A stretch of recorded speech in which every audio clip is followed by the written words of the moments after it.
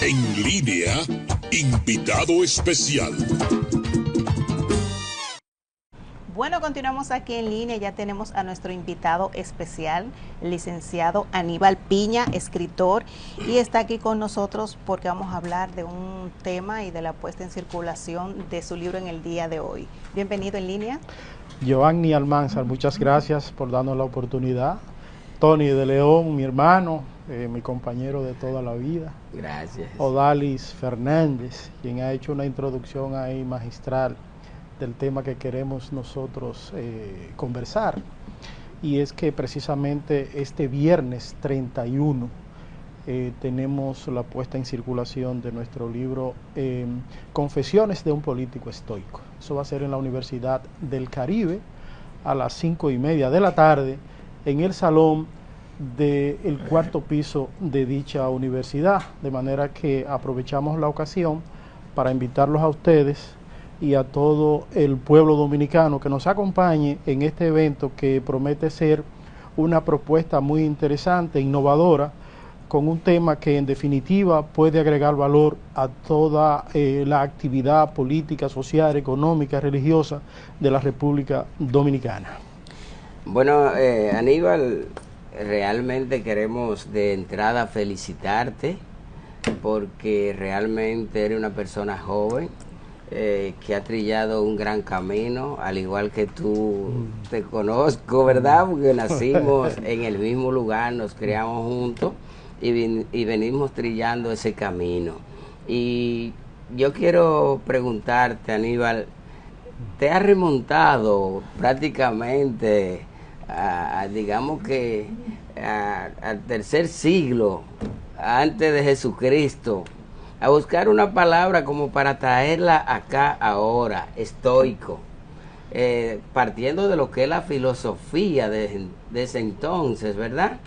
Y yo te pregunto, Aníbal, ¿qué te hace retrotraer ese término al ámbito político actual, a tan distancia? Muy importante la pregunta. Primeramente, filosofía, ¿qué quiere decir? Amor al conocimiento. Entonces, a partir de ese momento ya tú tienes en sí un reto. Si tú tienes esa virtud, si tú tienes esa condición de tener el conocimiento para finalizar en sabiduría, pues entonces ya tú tienes mejor uso de la razón. Y cuando tú usas la razón, pues en definitiva tú vas a tener un mayor nivel de conciencia para tomar las mejores decisiones. Y tú dices, bueno, ¿por cuál de las filosofías me puedo inclinar? Y me puse a analizar algunos elementos desde 300 años antes de Cristo, como usted bien explicaba, y he coincidido en un porcentaje bien amplio en que el estoicismo como tal es lo que más me representa. ¿Y por qué? ¿Qué busca el estoicismo? Pues precisamente el equilibrio emocional. Cuando tú tienes que mantener ese equilibrio entre la mente tuya, entre tu ser, con lo que es la naturaleza, y al final tú con gratitud, pues entonces alcanzar la felicidad, alcanzar esa tranquilidad interna que te va a permitir ser feliz y en definitiva pues ser un mejor ciudadano y en definitiva ser un mejor político por igual, porque de repente tú dices, bueno, si hoy en día el que no tiene los recursos simple y llanamente pues no ocupa muchos espacios, y es verdad. Ahora, ¿qué tiempo te van a durar esos recursos? ¿Qué te garantiza esos recursos? La salud te garantiza que cuando tú vayas a ser juzgado por la historia, te pongan en un lugar importante. ¿Esos recursos te van a garantizar la felicidad? Yo diría que no. Tampoco. ¿El poder te garantiza la felicidad? Pues tampoco. Entonces, muchas veces tú te preocupas por procesos que tú no puedes controlar. ¿Cuánto yo hubiese dado que ganar el Licey anoche? Pero no depende de mí que gane el Licey. ¿Cuánto yo daría por volver hacia atrás, al pasado, y tener a mis padres vivos? No puedo hacerlo. Entonces, el pasado tú no puedes cambiarlo. Por vía de consecuencia, no depende de ti. No depende de ti que llueva. No depende de ti, no depende de ti que el presidente de la República haga un buen o mal trabajo. Entonces, son procesos que tú no debes entrar en tu mente para presionarte. Simple y llanamente, no mostrar una indiferencia 100%, pero al menos dejar que las cosas ocurran. En el estoicismo hay dos elementos fundamentales. En griego, memento mori, un día morirás. De hecho, cuando esos grandes generales entraban a Roma, después de haber sido triunfadores en las Galias, en Germania, en cada una de esas tierras que fueron conquistadas, había un grupito de esos nobles que lo esperaban después del Arco del Triunfo para decirle a ese general, después que habían recibido todos esos honores, y decirle, memento mori, recuerda que morirá. O sea, no tome el éxito tan en serio, disfrútalo, no hay ningún problema, porque el estoico no puede ser indiferente a lograr las metas, los objetivos, a ser un triunfador. No se trata de eso, pero que eso no te obnubile, que eso no sea exclusivamente la meta. Pero también hay otro concepto que en latín se llama amor fati, ama tu destino, cualquiera que sea. Muchas veces, caramba, una enfermedad terminal que va a acabar con mi vida, bueno, pero eso ni depende de ti y eso está ahí. Tú tienes que tratar de convivir con eso hasta que llegue el momento definitivo. Entonces, el estoicismo, ¿qué es lo que busca? Tener mejores ciudadanos, partiendo del hecho de que la virtud tiene que ser el mejor de los bienes o el único bien, y virtud y sabiduría es exactamente lo mismo. Entonces, yo creo que haber extraído ese concepto filosófico de los estoicos fue yo diría que una gran oportunidad, porque uno se siente muchísimo mejor. Ojalá que los partidos políticos pudieran estar asumiendo cada uno de los preceptos que se estiman aquí en esta filosofía, porque en definitiva puede ayudar bastante. Tú puedes ser feliz sin depender de los recursos materiales, sin un decreto, porque en definitiva el poder, combinado con el decreto, a una posición y así por el estilo, todo eso es pasajero. Entonces, absolutamente todo cambia, lo único seguro es el cambio. Entonces, muchas veces tú dejas de disfrutar del cariño que te da tu hijo, tu hija, del cariño que te da el guardián del edificio, o que te da simple y llanamente un transeúnte, porque tu mente está concentrada en que solamente los recursos materiales te pueden ayudar, te pueden dar la felicidad. Aníbal, y en definitiva no es así. Aníbal, los cambios sociales o la evolución social es vinculante a todo. Nosotros nos retrotraemos 3 décadas atrás, cuando estaban en el ring de la política Joaquín Balaguer, el profesor Juan Bosch, el doctor Peña Gómez, que cada uno, Balaguer tal vez fue más afortunado en términos de conquistas o de victorias. En el fondo no sabemos lo que eso significó en su ser, en cada uno de ellos. Pero ellos enseñaron sacrificio, solidaridad, justicia, lealtad, valores, cada uno a su nivel. Vemos que el liderazgo que ha parido la República Dominicana a partir del año 2000, incluso hasta enseñan que tú tienes que estar en el poder sí o sí, y si no es conmigo te puedes ir con aquel. Yo perdí, mañana tú puedes negociar con el que esté en el poder, porque el éxito depende de que tú estés o en una posición, o en un cargo electivo, o en un decreto. Esa diferencia de liderazgo en un intervalo de tiempo, una transición tan corta, no amerita de algún estudio, de alguna explicación, porque lo que usted acaba de decir, yo no controlo, yo controlo aspirar, pero yo no controlo que el pueblo me elija. Y tenemos unos líderes aquí que entienden que si no son ellos los que mandan en el país, el país se va a hundir, o va a caer un meteoro y nos va a hundir a todos. Como que yo encuentro muy corta esa transición para comparar esos dos tipos de liderazgo.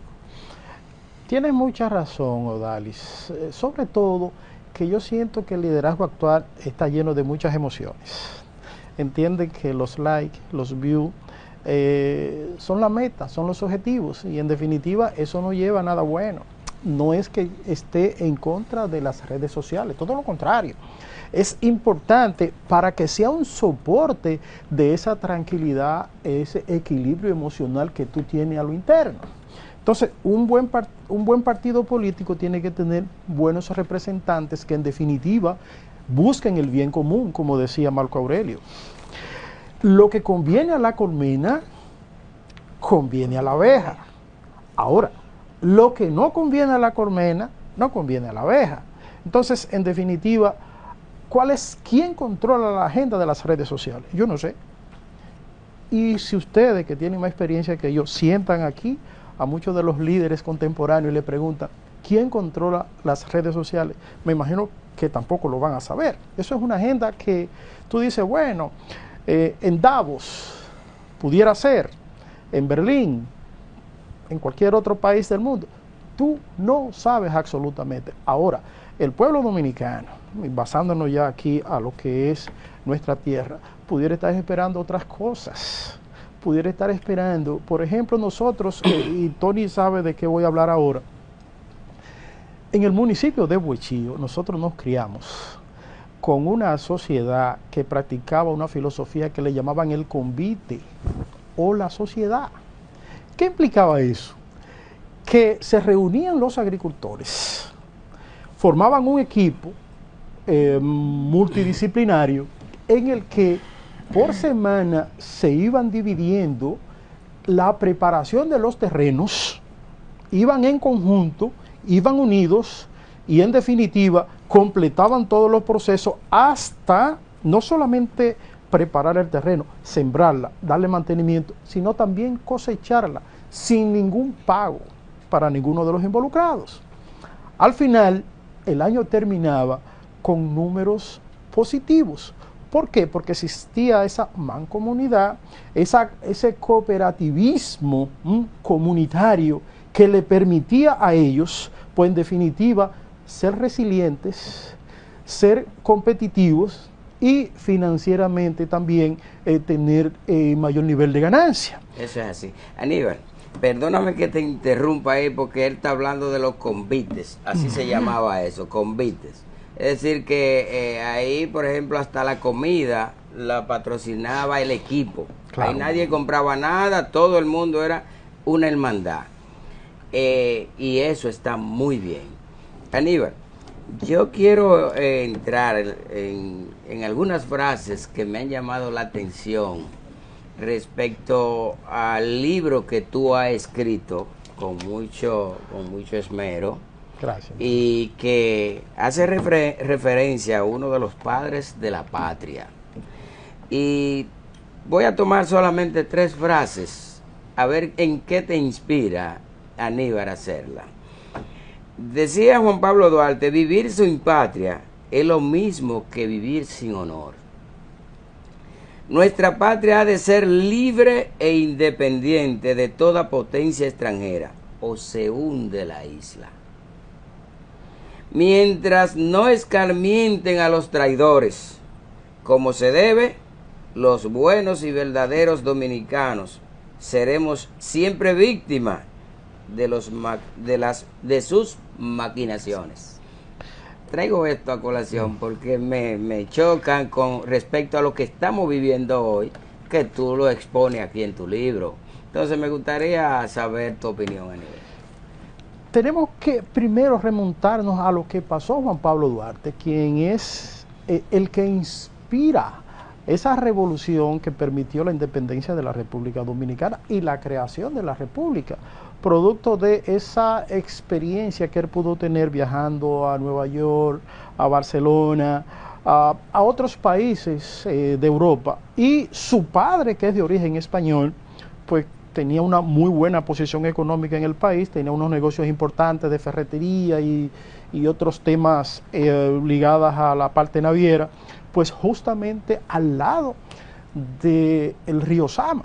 Entonces, en función de eso, ellos dedicaron prácticamente todo el patrimonio familiar hacia el soporte económico y hasta filosófico de la Trinitaria y otras organizaciones que fueron creando para ir concientizando a una juventud que en definitiva tenía, esa inspiración, pero no tenía la dirección correcta. Entonces Juan Pablo Duarte se ocupa de todo eso y en definitiva a través de la Trinitaria pues entonces pasa lo que pasa. Sin embargo, Juan Pablo Duarte no aspiró a ser presidente de la República. Más aún, Pedro Santana, en coordinación con Tomás Bobadilla, pues lo expulsan del país, lo destierran hacia Venezuela. Óigase, qué situación, qué dolor tan grande junto a la familia, tener que marcharse de la patria que tú acabas de construir y de liberar. Tus propios compañeros de armas son los que en definitiva te dan esa estocada mortal. Entonces, Juan Pablo Duarte, en medio de esa situación, escribe tantas cosas bonitas, sentimentales, que lo identifican con lo que ha venido pasando, porque en definitiva, no obstante con estar desterrado del país, Pedro Santana no permanece estático, sino que anexa la República Dominicana a España. Entonces, Juan Pablo Duarte tiene que venir de nuevo a integrarse a los temas de la reconquista del país. Y bueno, ¿qué pasa? A través de Gregorio Luperón, teniendo como mano derecha, óigase bien, a Ulises Cerón, Lili, óigase qué situación de la vida. Entonces, y entre otros grandes restauradores que en definitiva pudieron darle a la República Dominicana la libertad, el nombre, la categoría de nación que había tenido y que se había mancillado. Entonces, para mí Juan Pablo Duarte describía lo que estaba pasando en ese momento, pero además nos sirve a nosotros también hoy en día de ejemplo y yo diría que hasta de marco de acción. ¿Por qué? Porque hoy es malos dominicanos. Mira, el próximo viernes 31 de enero, ¿qué vamos a tener en Unicaribe? ¿A qué debe ir el invitado? ¿Quiénes estamos invitados? ¿Qué núcleo de la sociedad para la puesta en circulación de este material que yo aspiro que será algo histórico y que va a generar impactos muy positivos en la vida social y política de cada dominicano? Muchas gracias, Odalis. Invitados está usted, a Joan, a Antonio y todo el pueblo dominicano. A mí me ha causado un poquito de sorpresa, porque por ejemplo, una persona como Pelegrín Castillo, que yo no había tenido el honor de tener tanta conversación con él me decía, óyeme, me provoca el tema, me identifico con el tema. ¿Por qué? Porque mi libro de cabecera de mi niñez se llama Cartas al Exilio. Entonces, de Séneca precisamente. Entonces, me dice Víctor Céspedes, ex procurador general de la República, yo soy de la escuela de Marco Aurelio. O sea, gente que me llamaron, que conversaron conmigo al respecto y me dicen, mira, el tema quisiera que la República Dominicana lo asumiera como una manera de mirar hacia atrás, hacia nuestros orígenes, que es necesario para tener una mejor sociedad, porque en definitiva, ¿qué es lo que buscamos con esto? Y es una deuda que yo tenía conmigo mismo, con mis hijos, con la sociedad, con mi familia, de aportar algo. Y a uno le preocupa lo que está pasando. La educación en el país es como es, anda como anda, aunque se hagan muchos esfuerzos, yo creo que pudiera ser muchísimo mejor. Y no es porque ningún ministro de educación puede hacer lo que hace falta por sí solo, ni ningún gobierno tampoco. Es un compromiso de todos los dominicanos y todas. ¿Por qué? Porque en definitiva la sociedad no anda bien. Ahora mismo volvemos a las redes sociales, tenemos muchos influencers que en definitiva dan lo que tienen. Nadie puede dar lo que no tiene en su mente, en su corazón. Entonces, ¿qué buscamos con Confesiones de un político estoico?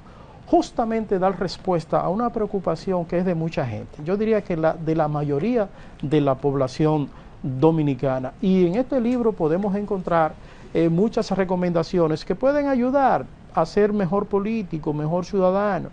Yo aprovecho para plantear ahí mi experiencia en la vida política de la República Dominicana. ¿Por qué? Porque yo creo que, como muchos dominicanos y dominicanas, pues en definitiva hemos tenido que atravesar momentos de mucha dificultad. ¿Por qué? Porque las organizaciones políticas están siendo asaltadas. Porque no creen en la virtud, no creen en la sabiduría, no creen en la templanza, no creen en el coraje. Pero si nadie se lo enseña. Eso es un problema. Es el tema con el que introduje. El liderazgo es muy diferente. Aníbal, muchísimas gracias. El tiempo en televisión, ustedes saben que es bastante corto. Pero por lo menos que haga el mensaje o darle el llamado a la gente que va a invitar para el 31. Muchas gracias. Pues aprovecho para invitar a todo el pueblo dominicano a que nos acompañe este viernes 31 de enero de este año 2025 a las 5:30 de la tarde en la Universidad del Caribe, en el 4º piso, para poner en circulación nuestro libro Confesiones de un político estoico. Es, en definitiva, una gran oportunidad para agregar valor a todo lo que se está haciendo en esta sociedad. Muchas gracias. Ahí estaremos, Aníbal, apoyándote. Muchas gracias. A ustedes, en brevísimos instantes volvemos con más En Línea. En Línea, invitado especial.